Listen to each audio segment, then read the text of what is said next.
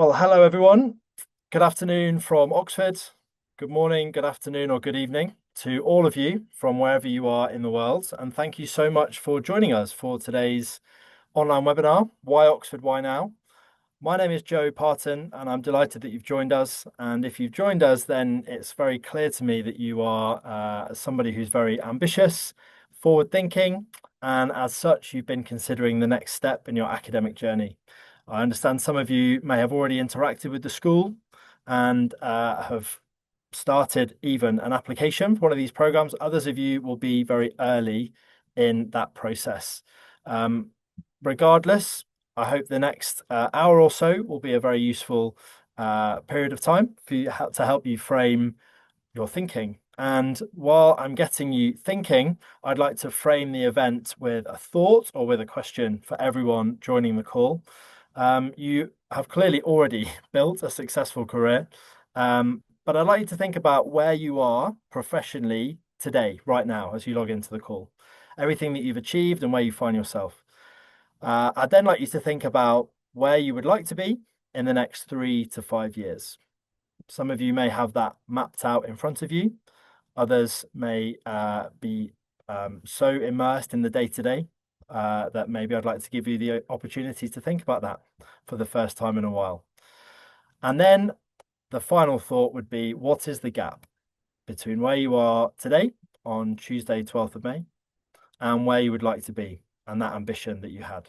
Because today's session is all about navigating that uncertainty, identifying that gap, and exploring how Oxford could help you close that gap. And after a brief introduction by myself, we have the privilege of hearing from 3 people who were where you were just a couple of years ago and answering those questions for themselves and have since allowed Oxford to provide some of those answers. And so I'll be excited to introduce them to you a bit later on. But let's just do a bit more framing and a little bit more thinking as you've joined this call. Hands up, everyone who is finding it a little bit challenging to do business in the world at the moment. It's an increasingly challenging and complex place to be. In the almost 5 years that I've had the pleasure of recruiting executives onto our executive courses, one of the most constant things I hear from executives around the world is that experience alone is no longer enough. And the complexity that leaders are navigating continues to get more complex. That could be technological disruption, it could be geopolitical uncertainty. Your workforce is evolving, there's sustainability, environmental pressures, and rapidly changing customer and regulatory environments. So in the interest of interaction, because I've given you a minute or two to think about these things, if you're able to, I'd like you to go into the chat and let's get a sense for who is on the call today. If you could please answer this question, maybe in one word or in a couple of words, where you are right now. I've described that extraordinary complexity that many people face. What does that look like for you? So I'll give you a moment or two to put into the chat or into the Q&A today what leadership challenge feels most important to you right now. Because these are the questions that I would encourage anyone to ask of themselves as they're considering investing in the next stage of their academic journey. So please take some time in the chat, if you're able to, in the Q&A to provide some of those answers. Because of course, what then you require is the chance to pause and to reflect, to challenge your assumptions.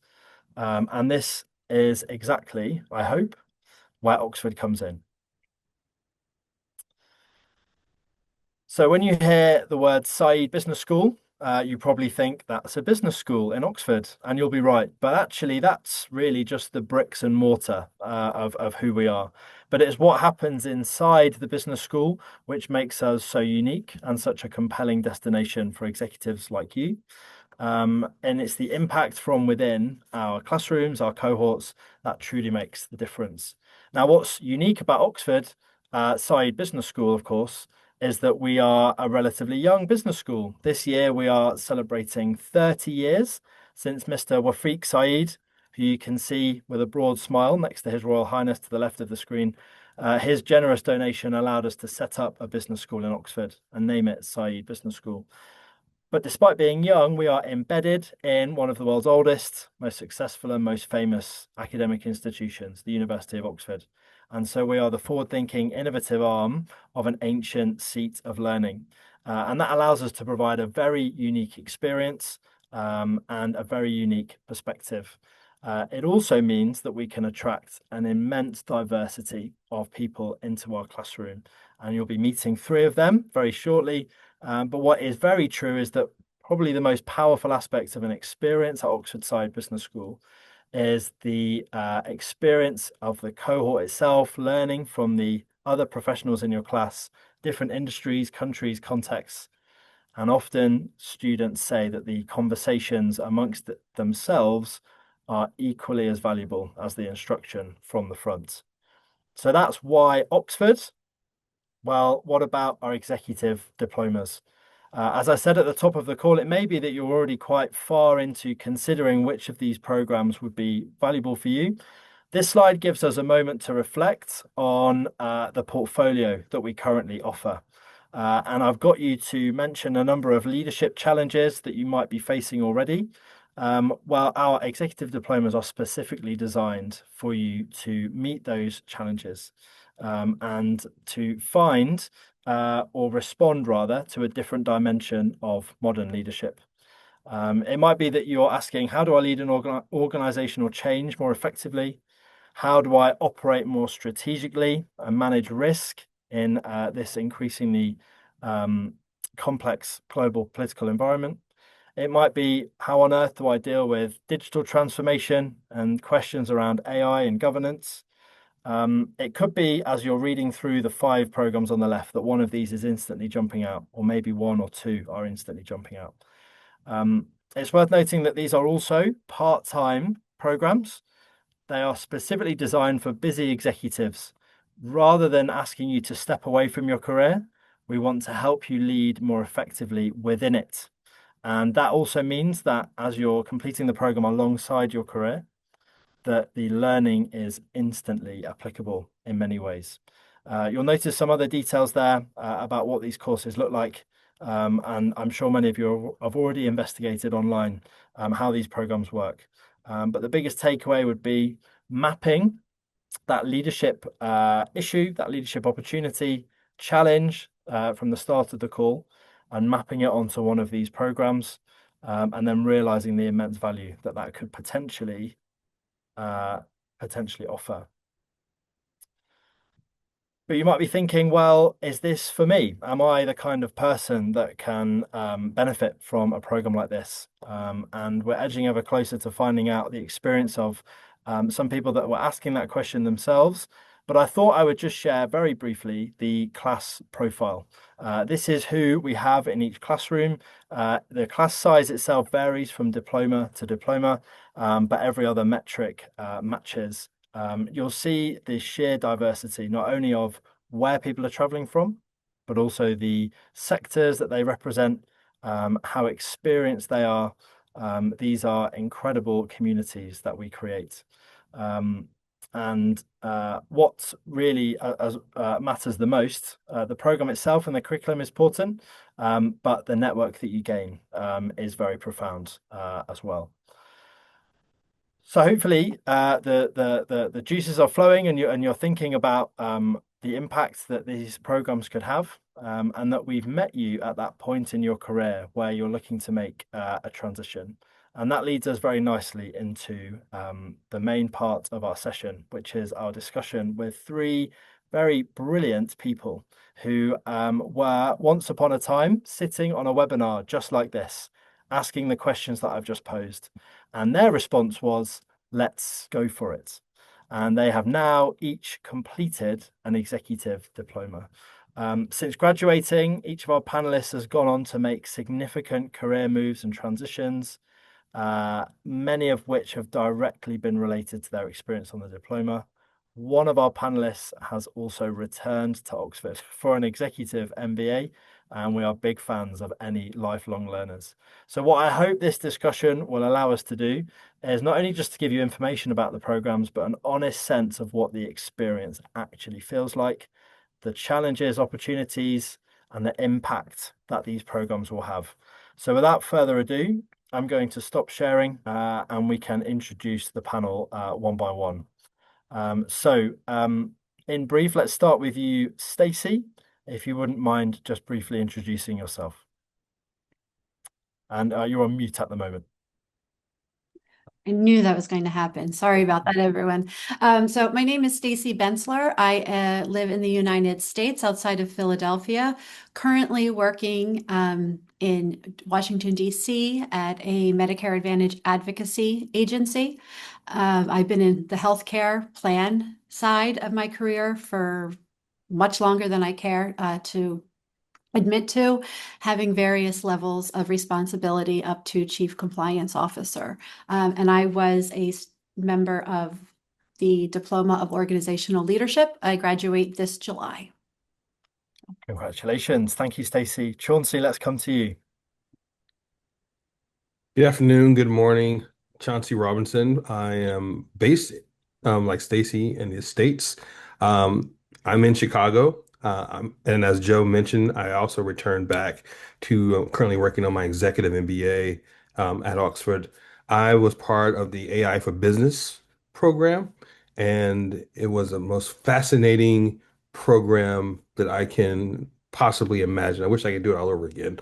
But nonetheless, it really was a great opportunity, and it really exposed me not only to the world of artificial intelligence, but also provided frameworks, strategy, as well as the tools to successfully lead, innovation and other opportunities.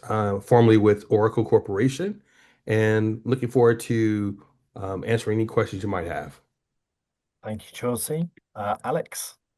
Hi, I'm Alex. I did the Global Business Diploma. I work in financial services in risk management. My career spanned international finance firms in London. So as you can probably tell from my accent, I am from London.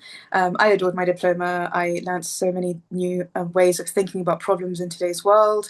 I met so many friends with my colleagues, and I really have kept such a network from the business school. And I'm so happy to be here to share that experience with you all. Thank you so much. Okay, so I have some questions to guide the discussion.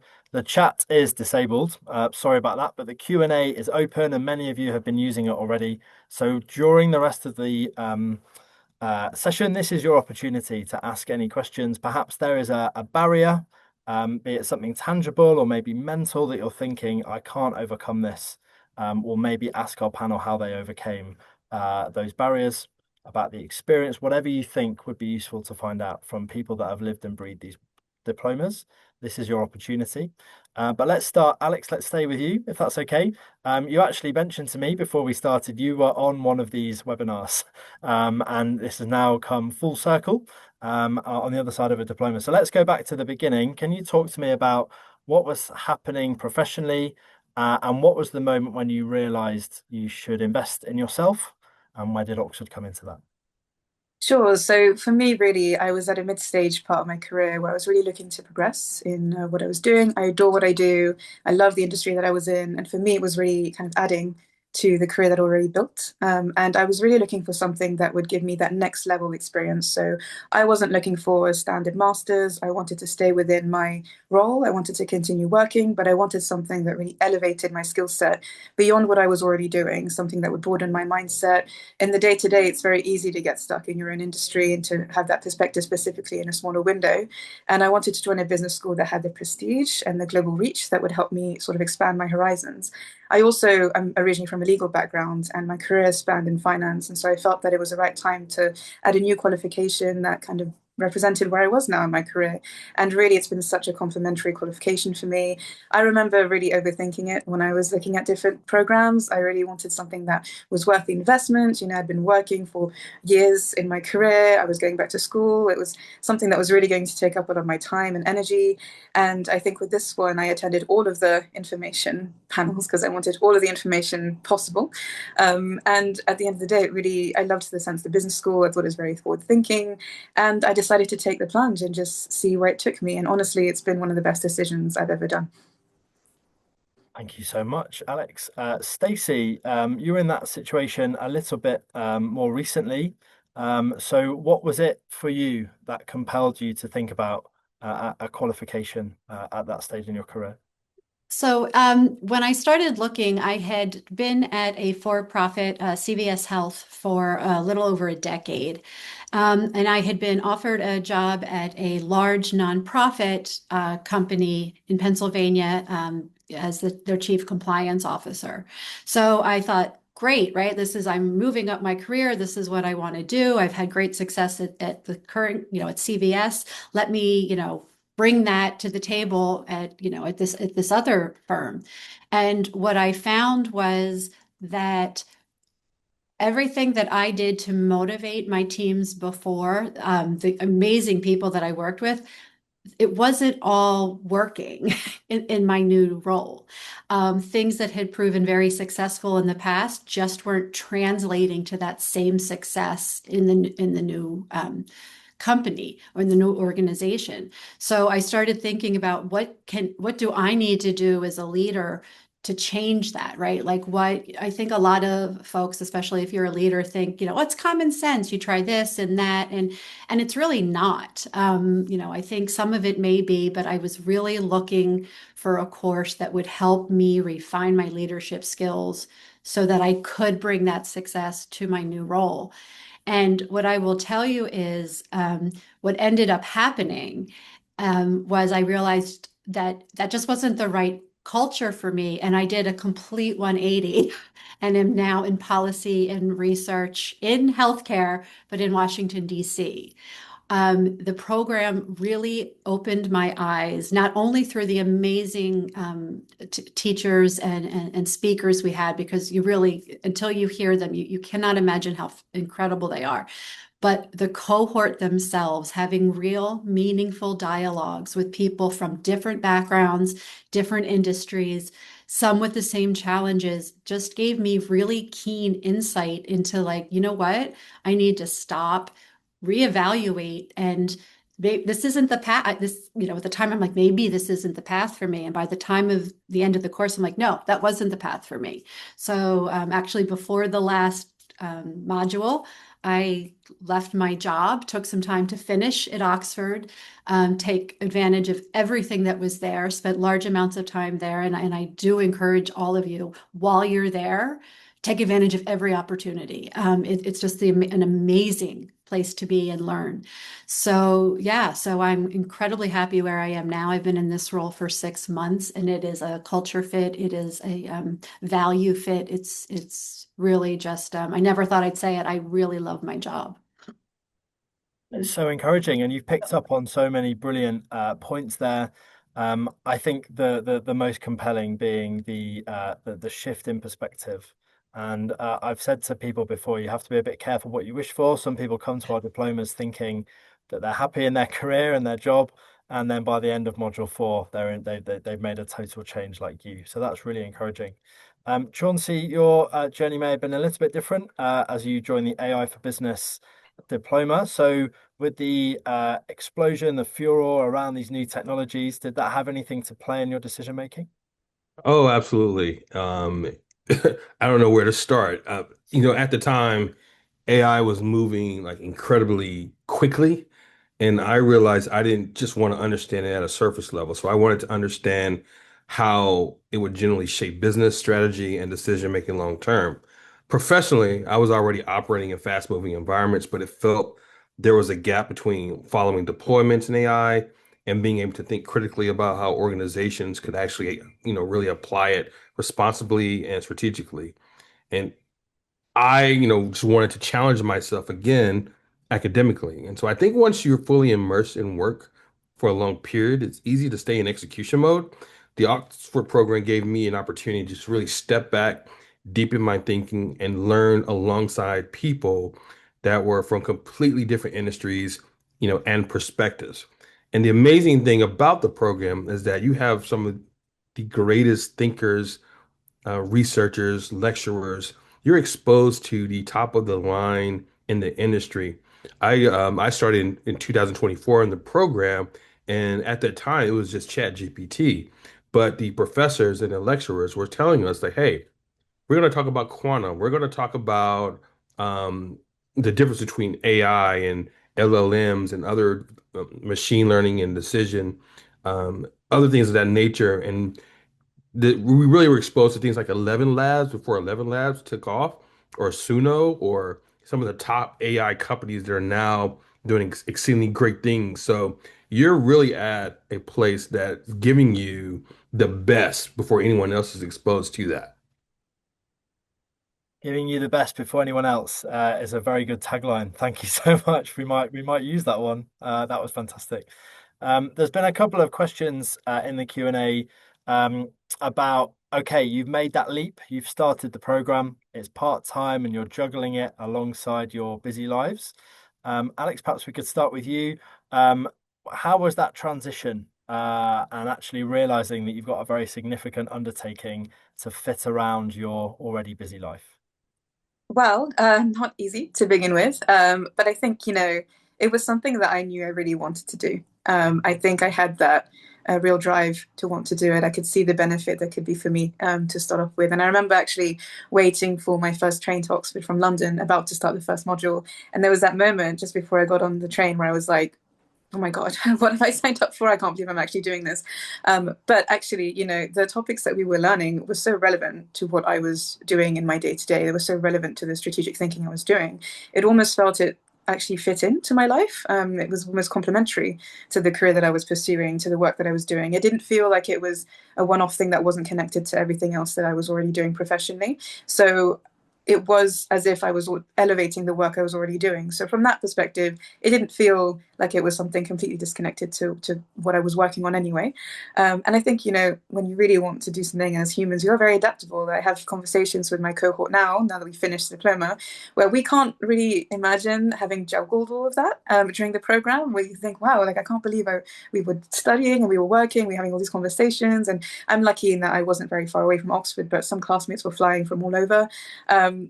You don't really realize you're adapting yourself to doing it until you're actually in the middle of it. But because it was such relevant topics, it was very much, case studies that were really relevant to today. It actually felt more like a complementary boost to my professional life, more than a commitment, or something that took up a lot of time. So actually, I felt I was really developing, and actually it sort of accelerated things for me more than being a huge commitment. But of course, it's obviously up to everyone to kind of adapt to the new workload. But it is so fascinating. I don't think you'll even mind at all. I appreciate your honesty that actually it is a bit of a stretch. And yeah, I can picture you and many others, getting on that train or the plane or whatever it is to journey to Oxford is a really big deal. But it's encouraging how adaptable we all are and that you're evidence of that. As inconsistent as the trains are between London and the UK, it's nothing like the distance that Chauncey and Stacey that you were traveling for your modules. So uh, I guess that adds another element, crossing time zones. Stacey, what was your experience of juggling the course around your life? You know, as Alex already said, I mean, it is a challenge. I think once you make the commitment, and honestly, once you start your time there, it's exactly what Alex said. It just complements what you're doing, and you find a way to make it work. In the spirit of full transparency, you do the best you can with the time you have.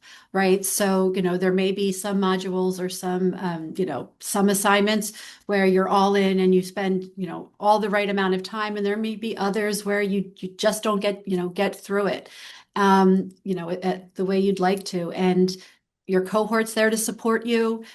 Instructors are very mindful, especially those of us traveling over, different time zones, very supportive. I think, the time for me, the time zones didn't really impact my decision. Looking at going to these type of events, reading about the faculty, I just truly didn't see anything on my side of the pond that I thought would give me the same benefit as Oxford. Thank you.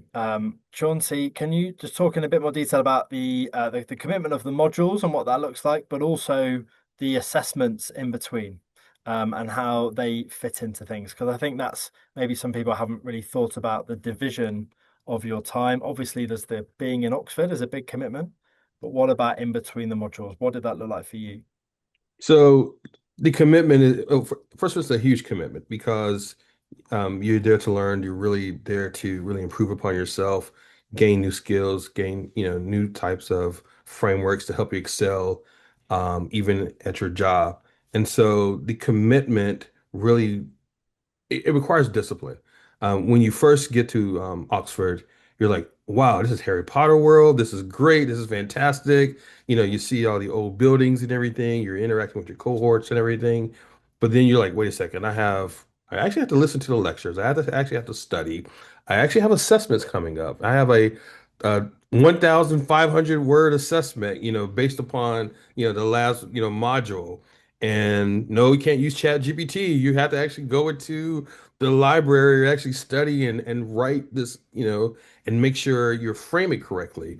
So it keeps you on your toes. It is the most fabulous experience, and it keeps you very, very sharp. To add to Stacy's point, I coming from Chicago to the UK, so it's 8 hour flight. So I had to really be mindful that I need a couple of days just to give myself a buffer, just to recover like from jet lag, or I just go to London for a couple of days, smoke a couple of cigars, and then get my mind ready to to come and really take part of academia. Fantastic. It sounds like you all did terribly well to fit this around your existing, and you all had different mechanisms for making it work, which is really encouraging as well. I'm going through the questions to pick out another theme. Um, and each of you, in different ways, has gone on to make significant moves since graduating. Stacey, you've already mentioned your significant job change, which is so encouraging. Chauncey, you've moved on to the executive MBA, which I'd love to talk about in a moment. Alex, you also had a very recent and significant job change. Would you like to tell us about that? Yeah, so I think for me, I was the youngest of my cohort, actually. I was kind of mid-level in my career, and I'm working for a wonderful company, a global financial services firm, where I really wanted to advance my career. I wanted to reach those leadership roles eventually, etc.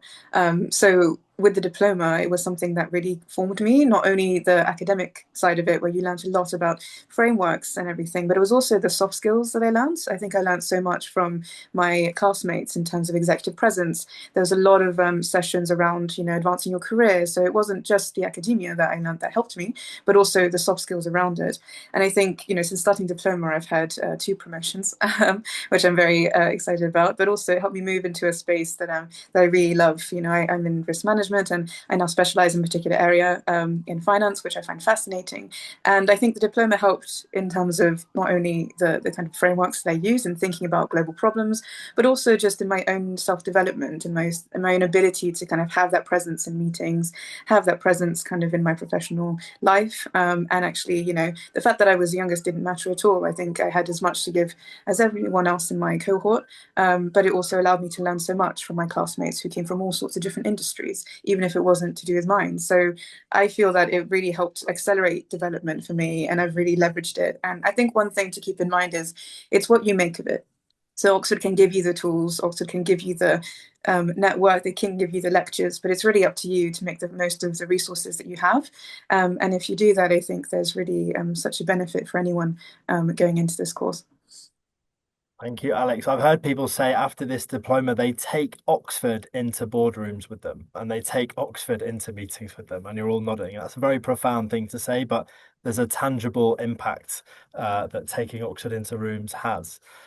There's been a couple of questions about more holistically about how you as people and how you as leaders changed. Stacey, let's come to you first. This is a direct question. What skills or knowledge did you gain from the diploma that you perhaps wouldn't have discovered just sticking without it, basically? And how did the diploma give you the space to discover that about yourself? Yeah, I think For me personally, again, I thought that I pretty much had, cracked that leadership nut, right? And then quickly when I moved, learned, nope, I hadn't done that. So right away, it taught me things that I guess, in hindsight, it's almost like you can't believe that this, hadn't dawned on you, but it was so but it was so true. It taught me, to step back, look at my organization as a whole. um, you know, Sue, one of the instructors called it, taking a balcony view, right? What is the culture? There are so many different types of culture in an organization, right? Whether it's one department, two departments, part of a third of the organization. And you need to understand all of those in order to understand how you can move your team and your leadership style forward. Perhaps, the most profound piece of this for me was looking at the politics of an organization, not as a negative.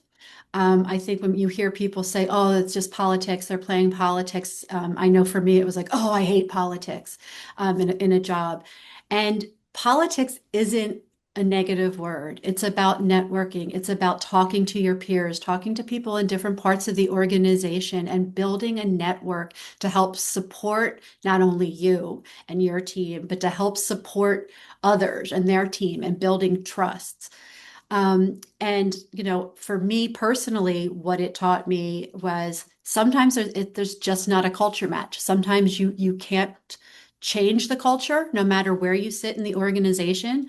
I had really taken the role that I had when I joined the program because I wanted to change to help change the organization. It was a very homogenous organization, very patriarchal. I was the first female in the C-suite, and I thought, oh, this is great. I'm going to bring in diversity. I'm going to bring in, women leaders, and I tried, and failing. I guess this is a bit, uh, oversharing maybe, but not being able to do that made me realize I need to do something. I need to try. So I go to Oxford, and then Oxford saying, you know what? You can't always change that, right? So where will you be happy? What does drive you? What motivates you? And then learning that, I was decided to make, like I said, a 180 turn. So I learned a lot about just, again, organizational leadership, which is super important, but a lot about myself. And if I can add one more thing, sorry, because Of course. hard to shut me up about this course because it truly was life changing. When Alex said she was one of the youngest in her cohort, I was one of the oldest. And I will tell you that it made zero difference. So no matter what your age, do not let that deter you. And I learned so much from the youngest person in my cohort.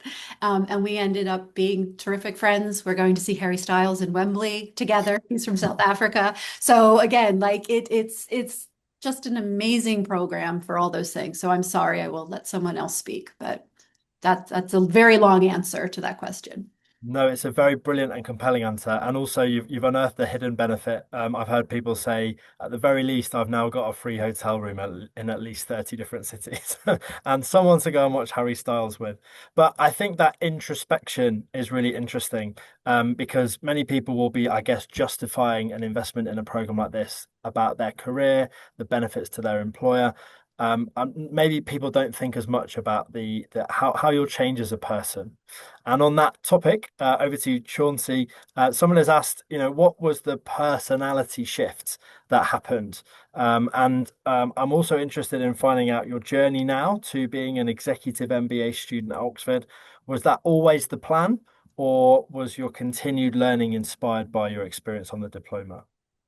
It was actually the continued learning inspired by the diploma, but before the diploma, I reached, I felt it was like a glass ceiling, at Oracle. I thought that I can't move any further. And then you're hearing all these buzz things about how AI this and AI is that.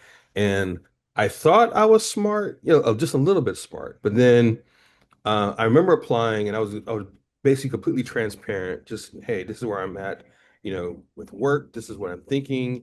I didn't expect to get in, but to me, it was just a goal just to actually apply to an institution like Oxford. And I was okay with that. To my surprise, I got in, and then when meeting my colleagues and members of the cohort and the modules, and I realized, wait a second, I'm smart, but I'm not smart like that. These uh, they're taking smart to a whole different level, and I really appreciate that because it allowed me to really learn from them. It gave me a sense of humility. I appreciate that as well, and caused me to really kind of step up my game a bit more. The AI for Business program to me is outstanding because whether you're in tech, whether you're in nonprofit, whether you're in whatever industry that you're in, AI is everywhere. It's going to be embedded everywhere. And what this program will actually do is peel back the layers and gives you the real truth about it. Like, it's not going to give you cookie cutter stuff. It's going to say, yes, this is what's going to happen 5 or 10 years from now. This is what's going to happen to this particular type of industry. And this is allows you to be part of the conversation and allow you to think. And then once you finish the program, you go back to your organization and like, you know what? I probably want to do something different. This is not just to you kind of see the tea leaves, and then that's what caused me to really pursue the MBA because I wanted to embrace more in global thinking, have much more of a better framework from a business standpoint, not just from an AI standpoint, but also from a business standpoint. It's brilliant to hear that it's your continued journey has been inspired by the diploma. At this point, I'll just pause to say on one of the slides you might have noticed I mentioned there is a pathway from the diplomas to the executive MBA. You could also describe the diplomas as being born out of our executive MBA and providing shorter and more focused qualifications for people that can't quite commit to the full qualification. But many people have done what Chauncey has done and gone from the diploma to the full executive MBA, and there are benefits to doing that and a formal pathway. So you're a brilliant testament and example to people achieving that. If we could take a step back, I'm thinking about the people listening on the call that might be very interested, but each of them, I imagine, has some sort of obstacle or objection in front of them. And I'm sure that was true of each of you. And I'm sure none of you took the decision lightly. Alex, you mentioned that you attended every webinar and read every piece of literature that we had to make that decision. Can you reflect on what nearly stopped you from applying and how you ultimately got over that? Should I go first? Oh, sorry, Alex. Yeah. Um, I think a lot of the hesitation for me was partly imposter syndrome as well. I felt at the time, am I even going to be able to do this? Do I have enough, do I have the right experience? What if I go and do this and I'm not great at it or anything like that? I had a lot of kind of imposter syndrome because it's Oxford, like, it's a huge name. It's a great business school. I was coming from a slightly different, like, legal background, so I didn't even have like any business education to start off with. So half of it was sort of the imposter syndrome of, oh, am I really going to be good enough for this? And I think that's normal to think that with any new venture. I think, in order to change and develop, you're going to have to go out of your comfort zone. And for me, this was out of my comfort zone. And it was, I was committing to this while working. And so, there was a bit of fear in me, sort of stopping me from a sense of, am I going to be able to handle this? And I think the thing with growth is that it's always going to be slightly uncomfortable. And I think at the end of the day, you can have all the questions that you have in your head about how it should go. And honestly, I couldn't imagine how I've turned out now because of the diploma. I couldn't even imagine that back then. So sometimes the uncertainty means that there's growth to happen and that, things could end up even better than you ever imagined. And for me, that was the case. So partly it was sort of imposter syndrome and just the concern of, am I going to be able to handle this with everything else going on in my life? And if so, is it going to be worth it? And yeah, it was 100% worth it for me. But that was definitely a big block for me at the beginning. Yeah, imposter syndrome is so valid. And you mentioned it yourself. For many people, Oxford is quite intimidating. But we are the young, vibrant, modern arm, and this is executive education.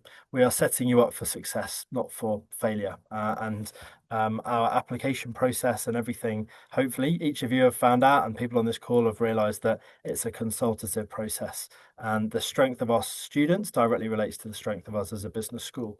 But that initial imposter syndrome is very valid. I was on sat day one of one of our diploma classes, and the instructor said the first thing you're going to have to do is get very comfortable with feeling very uncomfortable.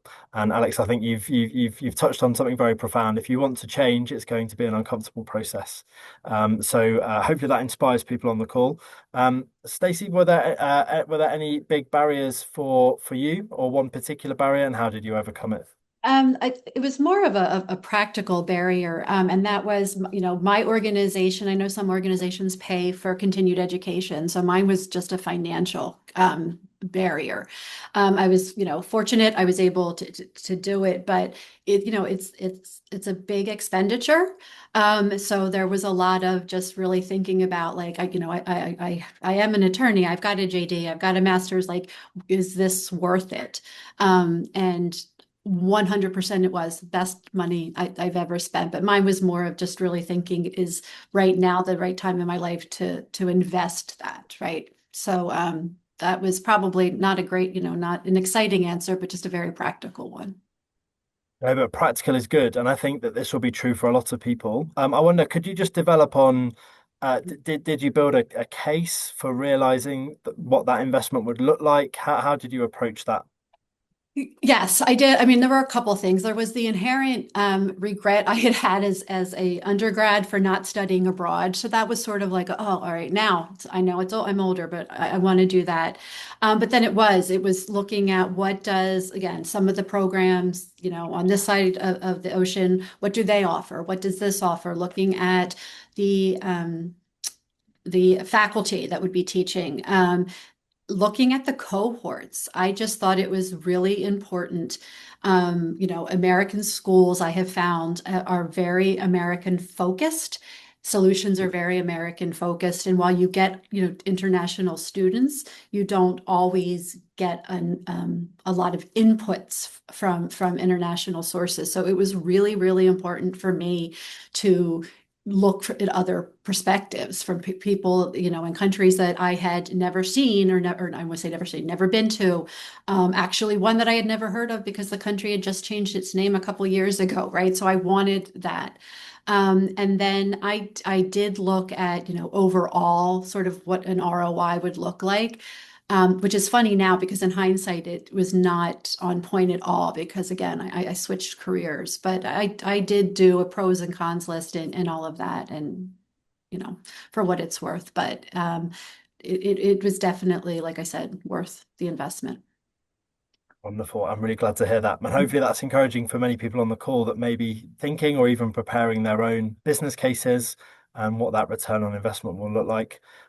Chauncey, you're on your second program, so you've potentially overcome twice as many obstacles. I don't know. Think back to your own journey. You mentioned already sort of your hesitance or even your surprise that you got in. What else was sort of in the way that you had to overcome? I looked at the cost and I realized, I had to change from pounds to US dollars. And like, okay, this might be a little bit expensive. It's kind of like a Mercedes almost. But I really wanted to, once accepted, I really wanted to be there. And so I made the sacrifice. Oracle at the time also had a tuition reimbursement program. So they really helped out, providing funding for me to do this program as well. And so I just pulled the trigger and the ROI has been fantastic.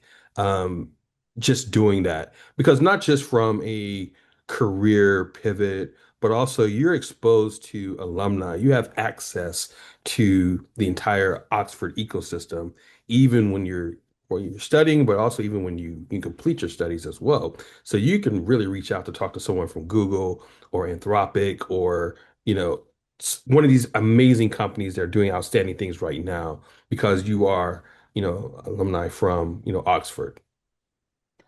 Yeah, for anyone considering the program or a Mercedes devalues the moment you drive it out of the showroom, and an Oxford certificate will never devalue.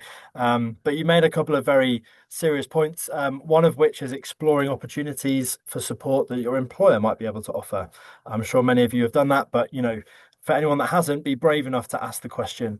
Many companies are willing to provide some support even if that support is, listen, we'll give you study leave for the modules, that's very profound. And so I'd encourage people to open up that dialogue.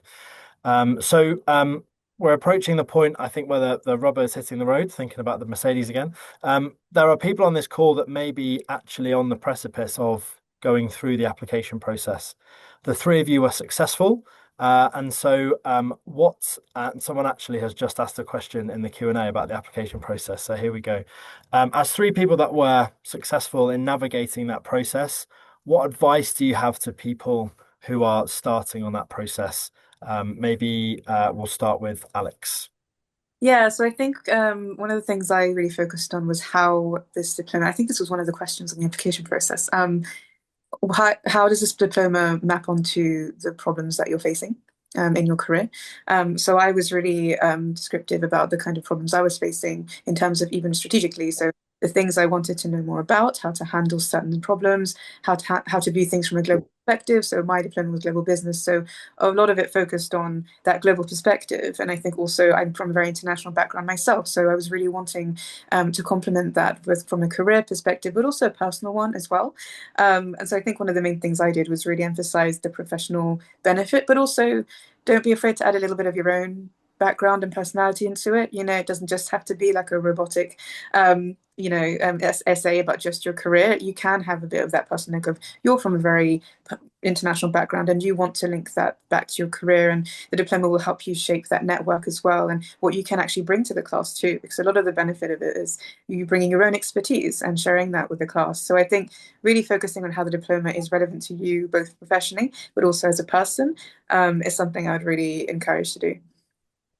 Thank you. Yes, that's really important. All three of you have spoken about individual relationships that you've gained, about being perhaps the youngest, the oldest, how that didn't matter.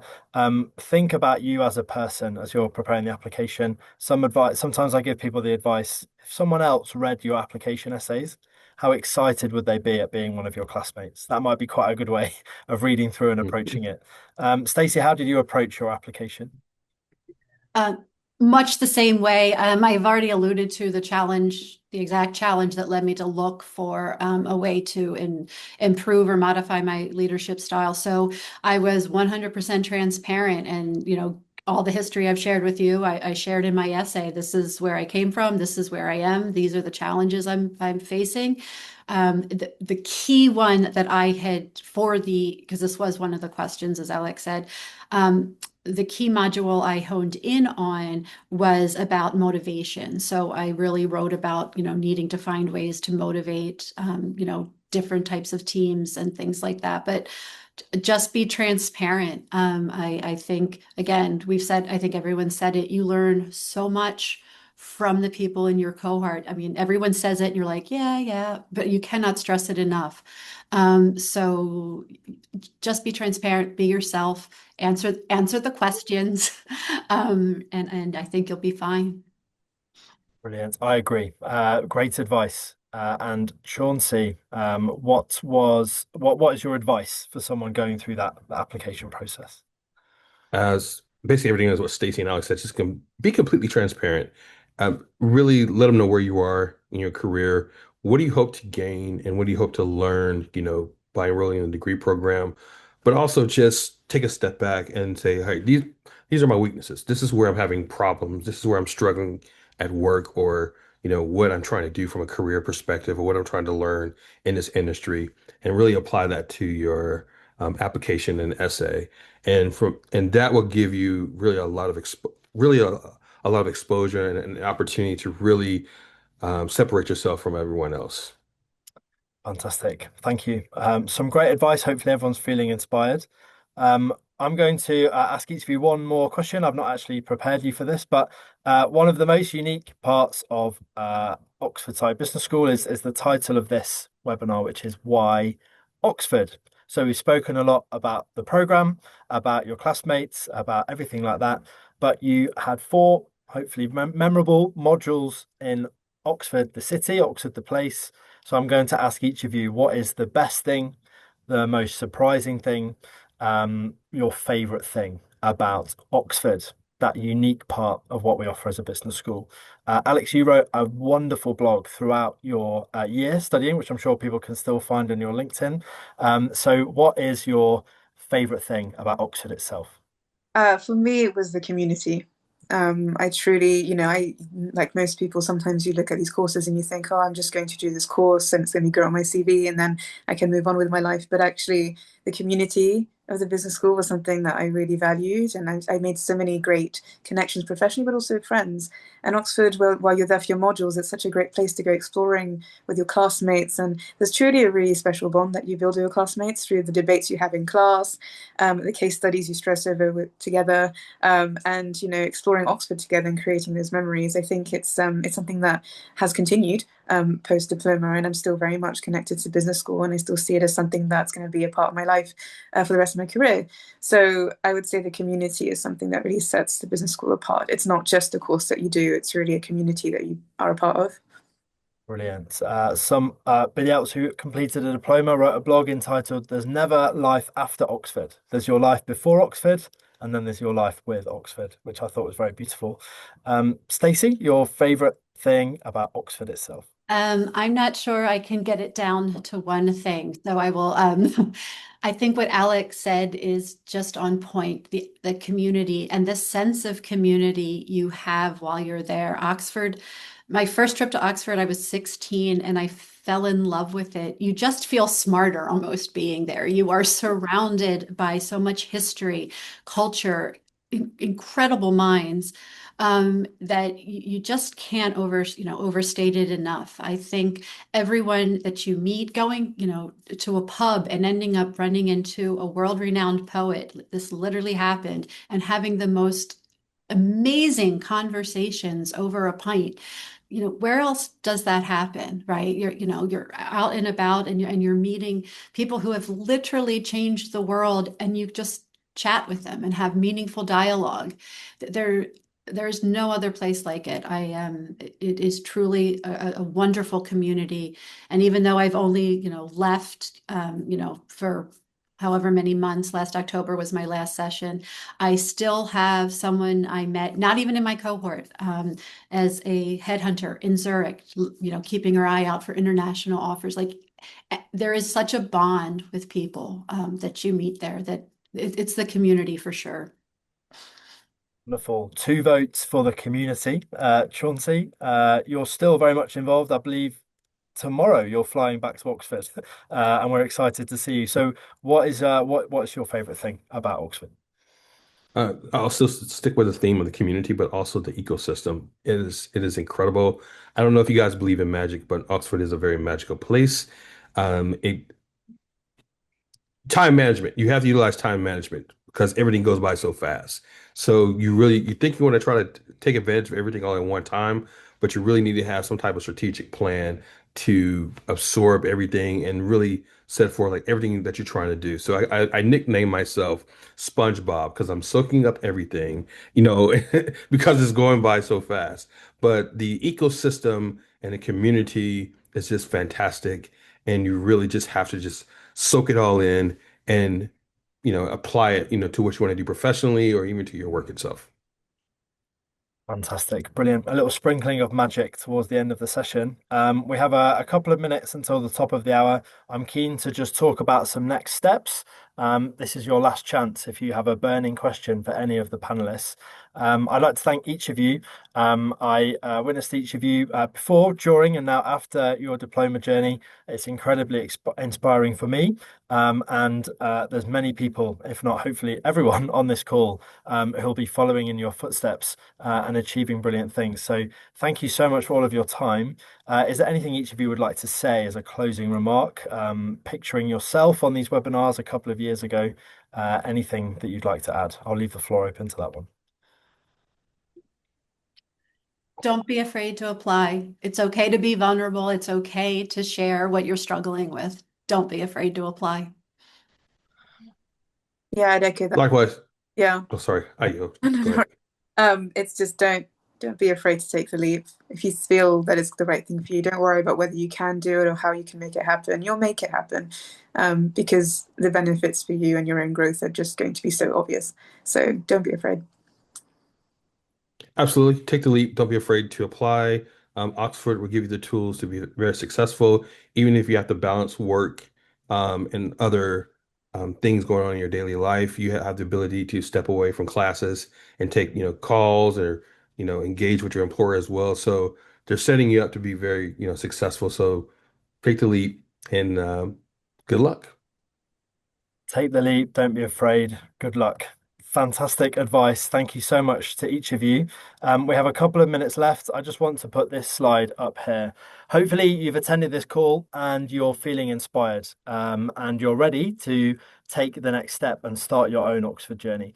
That QR code takes you very simply to the Executive Diploma webpage. There you will find the opportunity at the top to download a brochure. You'll also find each of the 5 course pages. If you were to click on the course page for the program that resonates most with you, you'll very quickly see a submit my CV option.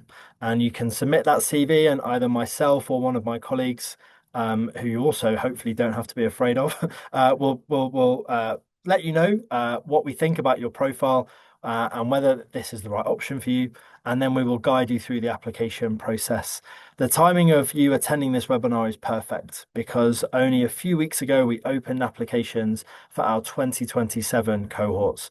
They start between January and March 2027, and this is the perfect time to apply because you'll be one of the first to apply, one of the first to be considered, and if successful, you'll have plenty of time to prepare to start your Oxford journey. So I really encourage you, hopefully when you registered for the event, you ticked the box that allowed us to contact you afterwards, and we will be following up with the recording. So if anybody joined late or had to hop off or wants to rewatch any of this discussion, we will be sending out the recording. But please get in touch with myself, with one of our team, and just let us encourage you to follow in the footsteps of Stacey, Chauncey, and Alex and make your own Oxford journey happen. Thank you, everyone, for joining. We're at the end of the call. I'm so grateful to our 3 panelists and to all of you for joining. Hopefully, I'll be talking to many of you about your ambitions and hopefully greeting many of you in the doors pictured behind me at Saïd Business School. But wherever you are in the world, as the sun comes out in Oxford, best wishes and have a wonderful rest of your day. Thank you so much for joining us.